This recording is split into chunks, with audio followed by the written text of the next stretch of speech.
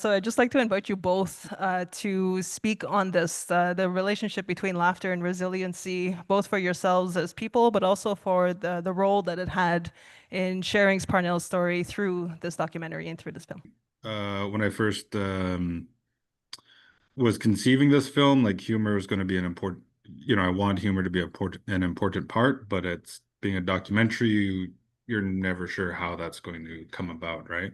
So I think for me, what I knew when we were really on track was actually the first day with Mark.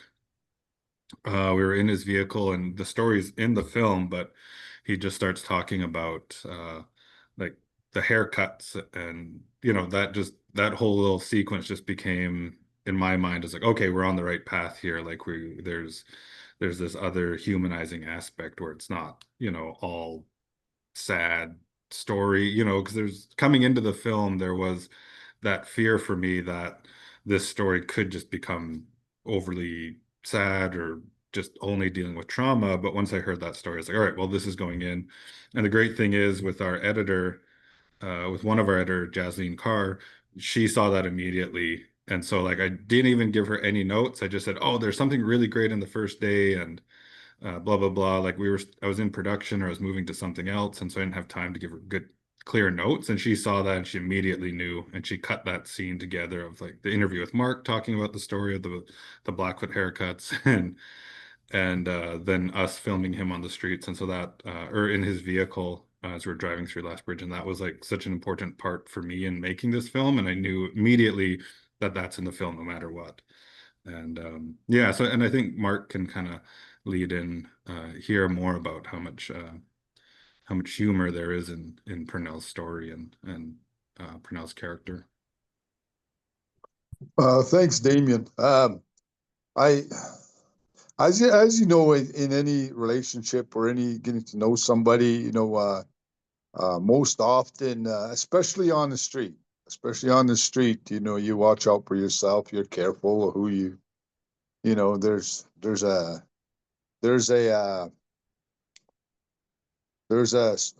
protect something you have to protect, and that's your space but once you get through that, especially natives, we could really laugh at each other. Is this something that was there? Like I'm really happy to hear that, it's not all sad. I mean, the outcome of Purnell's life is sad, for many, because of that it's inevitable in addiction, the fatal lifestyle that it is.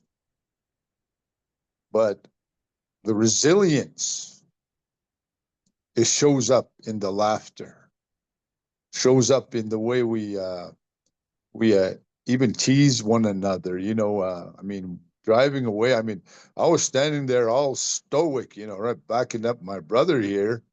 He's all Indian power about his hair. He's Samson, and I'm there, backing him up. And, then after we walk away, especially after we're happy, we got some change, got some money.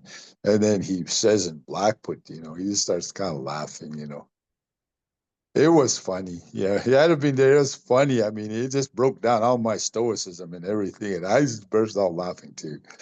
We can't afford haircuts. That's why we have long hair.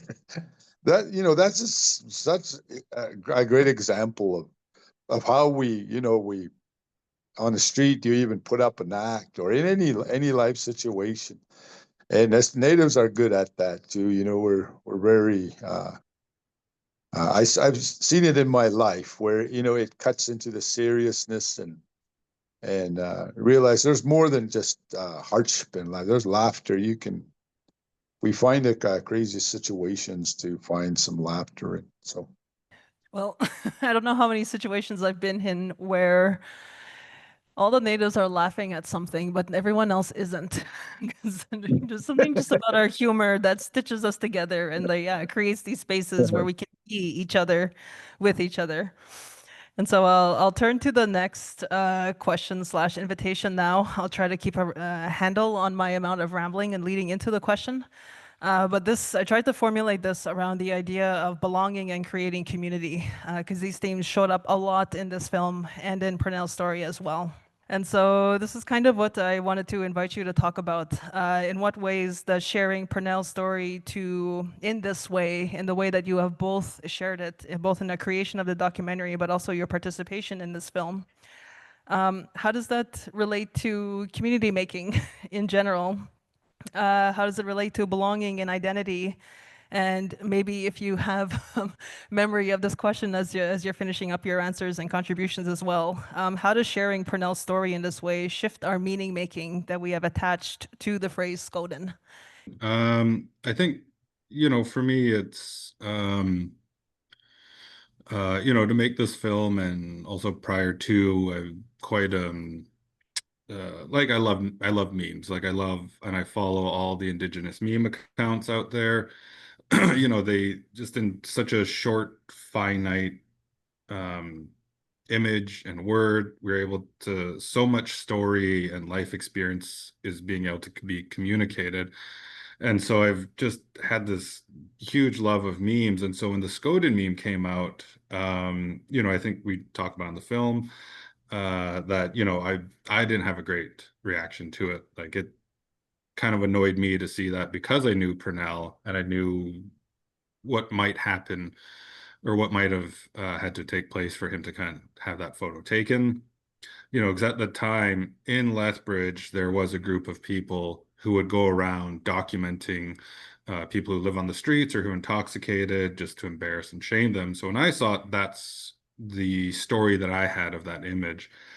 But then as I started to hear other people's experience of them and how it related to people they knew, or they saw their relatives and uncles and fathers and brothers within Purnell's image, I knew it was important to a lot of people. And so for me, it felt especially important, as being a person, as an Indigenous person within our social media landscape, that it was a responsibility for me to help add to this story of Purnell, that as an online Indigenous community, that we need to have that story out there, that Purnell can't just be seen as that image that we all know him as, that there was so much more. Just from the little bit of time that I got to know him, he changed my life as a young man working at the Lethbridge shelter, right? And so for that, it just felt for me as a responsibility to help tell this story of him. And I think there's a very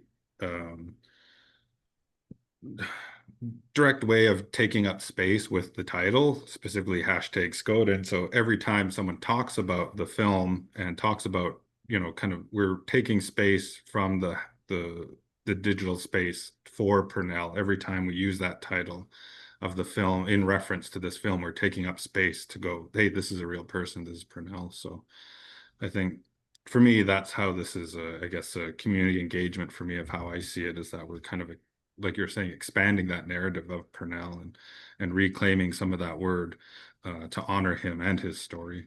Yeah. I do like Dallas Goldtooth's explanation about not only just the Blackfoot community, not only just the Lethbridge community, but there's Purnells everywhere. And that when that meme came, when I saw it right away, I had Amber message me, look what they put on Facebook. And I went out and I saw it on Facebook. Me and Purnell would be pissed off right there. He'd be shadow boxing looking at it. Okay. Pissed off.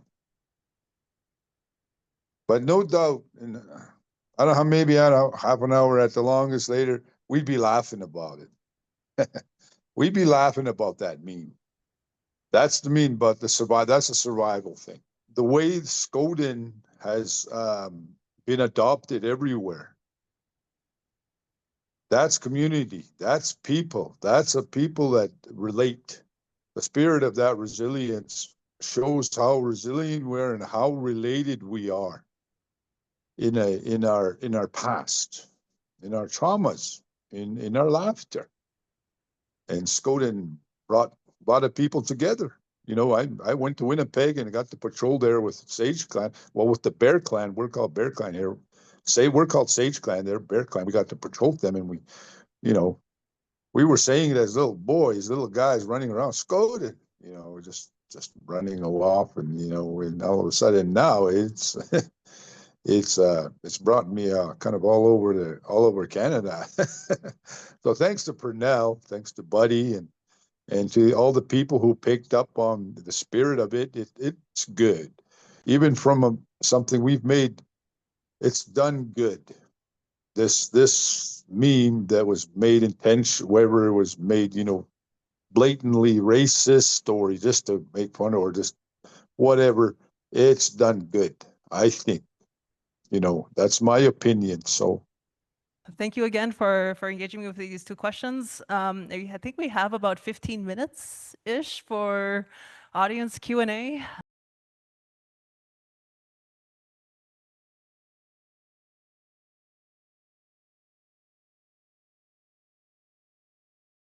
Yeah, the project started out, I guess, as a lot shorter of a film. It's actually only supposed to be a broadcast hour. But then once we started filming with Mark and Dennis, and we really to got to see how much they were both willing to share and how different members of the community and Purnell's family came out to help tell this story. It just kind of ballooned from there, and so that was quite a gift for me that changed this story completely, because it was supposed to be just a very concise, quick kind of like, hey, this is the meme, here's the story of Purnell very briefly, and then here's the context of Lethbridge, right? But then filming with Mark and Dennis and Deanna and Charlene, the story just kind of exploded and kept happening, and so I knew it was like, okay, crap, I think I'm making a longer film.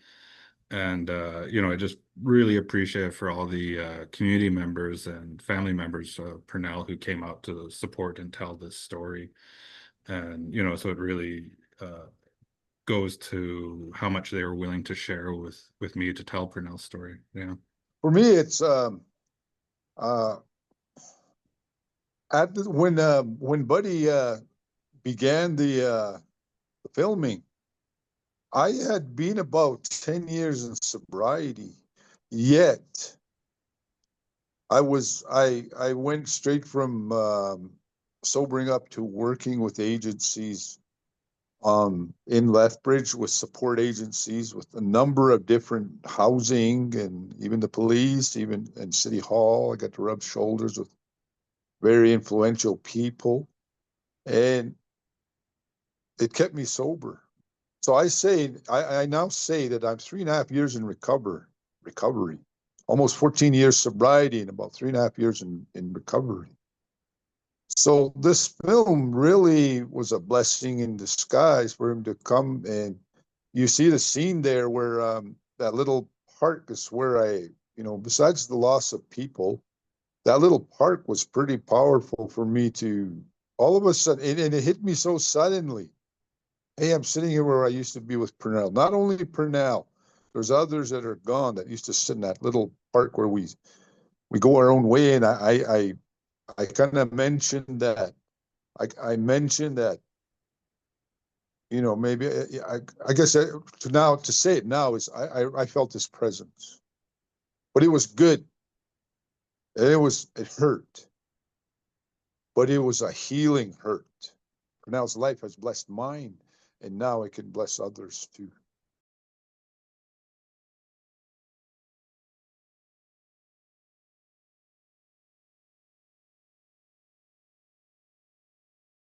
Yeah, we've had so far we've had two community screenings and another screening at the University of Lethbridge. And I think for the two community screenings, we were, when we came up with them, it was like we really wanted to show them to, our reserve, our community. So a lot of it was pretty much all Ghana. So I think we sold out within the first week of tickets being sold, and it was pretty much not the entire reserve, but everyone was from the blood tribe that came. And kind of the same thing with the second screening. So we haven't really had, I would say, like a big public screening for like the community of Lethbridge at large. Really, the people who've come so far have just been our own community members who either know of Purnell or heard the story and or knew of him, and so their reactions have been really positive so far, and grateful that this story is kind of being told, and that we're honoring and respecting Purnell. But yeah, and I know me and Mark were just talking about this the other day, so I know Mark has some thoughts. A word that came out in Chilliwack was the scathing report of Lethbridge, and I answered it. I answered it by just came out to saying, "Hey, I love Lethbridge. This is my land." Just like Purnell, you know, complain, "This is my land." He was in that. He's still in that. That day of when this is my land. This is my home. You know, you don't want me here. This is my land. My grandfather used to ride through here or whatever. There's different opinions in everywhere. There's people here in Lethbridge who appreciate the honesty. And there is I've said it before in other meetings or thing that's Canada's talking reconciliation. Well, it's not all hugs and kisses. There's a lot of healing to be done, and there's going to be rhetoric there, negative marks towards one another. That's part of it. That's going to be part of it. If we can get past that, this film will help. It can help. So I think whether they don't like it or not, they did that. You got to examine why you don't like something.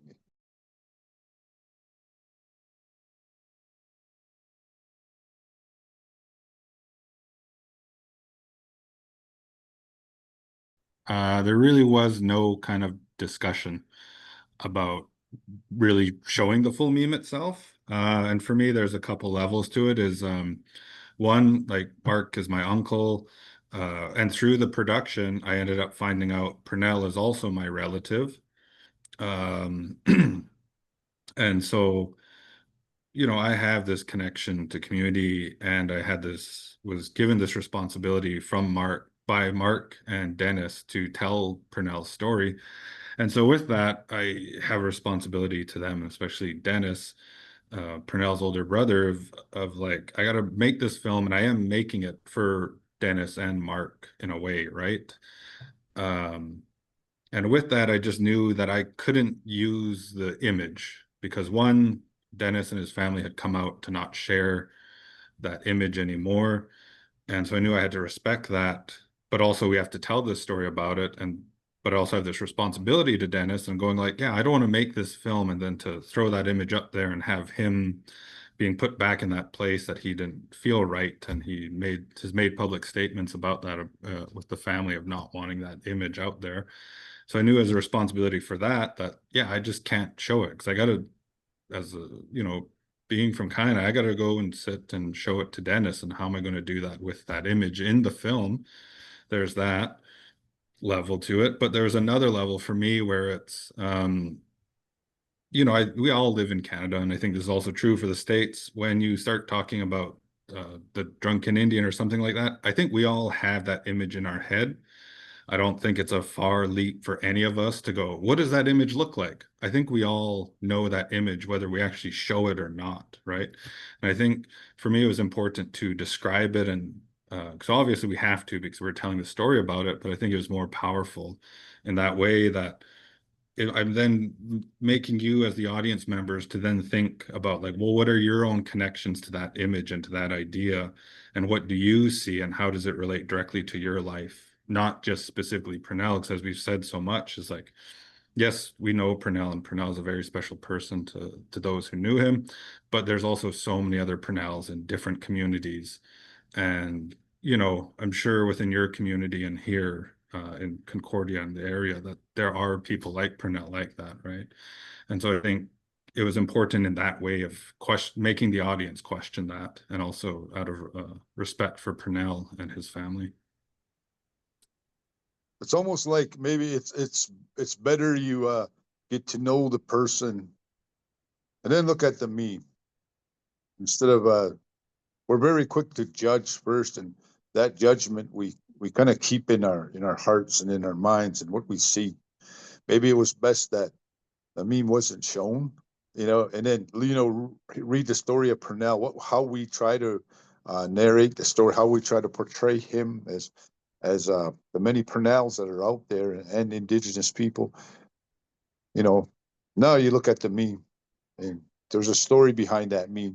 It's not just a drunken Indian, ignorant, So I think it works. Thanks. A very short, I think, hopefully quick question for you both. How do you say thank you in Blackfoot? Is there no We way? really don't have a word for thank you like the English language does, right? You just tell somebody thank you. We don't. There's really no thank you. It's just you describe it. Tikaksi, tus. I'm happy you came. Tikaksi.